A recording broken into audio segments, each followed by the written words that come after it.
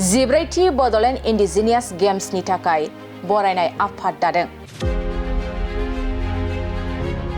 थांनाय 1 फेब्रुवारियाव बाक्सा जिल्लानि मेधाघाट 14th Bodoland Indigenous Games खौ खुंफुंनो थाखाय मोनसे गोख्रों बरायनाय आफाद दानाय जादोंमोन, जेराव EM दावबायसा बर', मन्त्रि अरखावगोरा ब्रह्म, EM राकेश ब्रह्म, भुपेन बर', मतिलाल सरगियारि, सुमन बर', सोमदोन मुसाहारि, बाक्सानि DSO दशरथ ब्रह्म, जयराम रामसियारि आरो राजेन वारि मोननो माखासे बिबानखौ थिसनदोंमोन।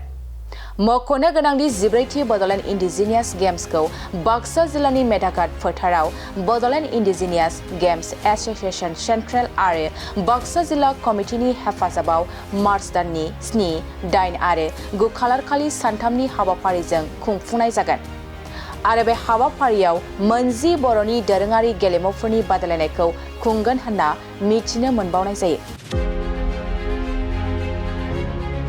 थारैनो बिटिआर सरकारा दोरोङारि गेलेमु बिथिंखौ दावगाहोनायाव गोबां बिहोमा होबोगासिनो दं। थिग बेबादिनो रुंसारि चाणक्य ब्रह्मनि गुनगोनां हाबाफारि दोरोङारि गेलेमुफोरखौ संरैखा खालामनाय आरो जौगाहोनायनि थाखाय बिहोमा होनायखौ मान होनानै बाक्सा जिल्लानि मेधाघाटआव मार्च दाननि 7, 8 आरो 9 खालार खालि सानथामनि हाबाफारिजों 14th Bodoland Indigenous गेलेमु खुंफुंनो थाखाय साखाफारा जादों।